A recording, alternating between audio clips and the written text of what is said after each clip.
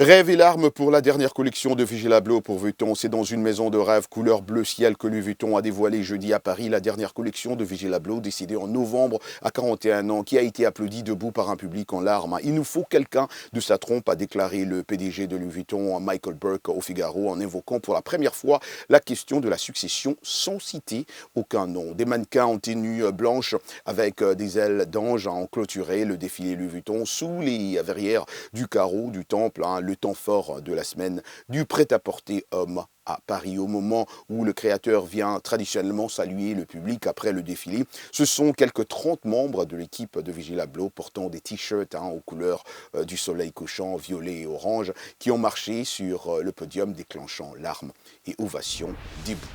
Très bonne nouvelle pour les amoureux du cinéma ou les cinéastes du Sénégal. Le collectif français Courtrajmé du réalisateur multiprimé Ladjli ouvre sa première école gratuite de cinéma en Afrique. Donc pas impossible que le scénario d'un film à succès s'écrive en ce moment en Afrique, non? L'école est la troisième à ouvrir depuis celle de Montfermeil, dont la banlieue parisienne. Ladjli avait réalisé là, en 2018, le rêve de rendre ce qu'il leur devrait au quartier des Héritiers où il avait grandi et fait ses débuts en filmant les violences urbaines de 2005. Depuis, un autre établissement a été inauguré à Marseille, sud-est de la France, avec la même profession de foi d'offrir sans frais et sans condition de diplôme ou d'âge des formations ou métiers du cinéma et de l'audiovisuel. L'école de Dakar, dans un ancien et beau bâtiment professionnel reconverti en espace culturel à 2 pas du cœur de la capitale, est la première en Afrique. Ladjli a une dizaine de projets un peu partout sur le continent, au Mali, à Abidjan, au Burkina.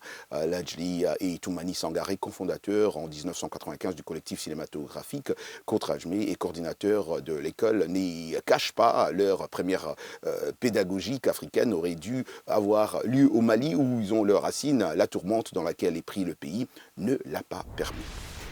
Le chanteur François Matumona Lulendo, très connu sous le sobriquet du général de FAO, Guéné Sénéchal, sera inhumé demain, samedi 22 janvier 2022, à Kinshasa, au cimetière de Nécropole, entre terre et ciel.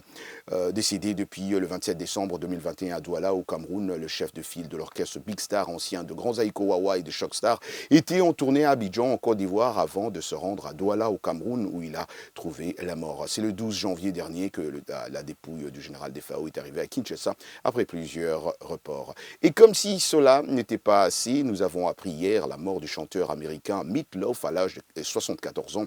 Son album Bat Out of Hell a été un des plus vendus de l'histoire de l'industrie musicale. Il avait aussi tourné dans de nombreux films, partout dans le monde, en tout cas, paix à son âme.